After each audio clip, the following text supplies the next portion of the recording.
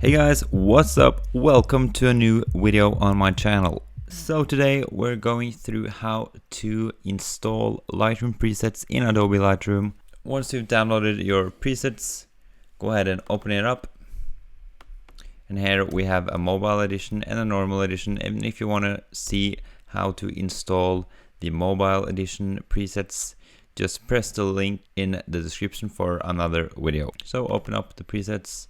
And here you have the presets in this pack. Open up Adobe Lightroom, go to presets, press the plus sign, import presets, and select all of your presets.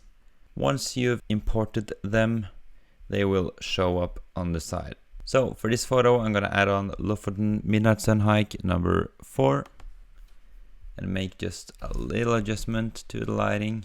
Hope you guys enjoyed this video, and if you did, be sure to leave it a thumbs up, subscribe if you're new, and I'll see you guys later.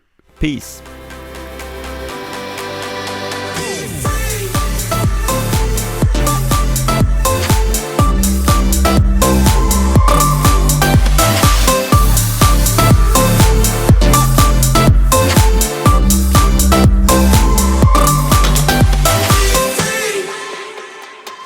Not looking back, eyes on the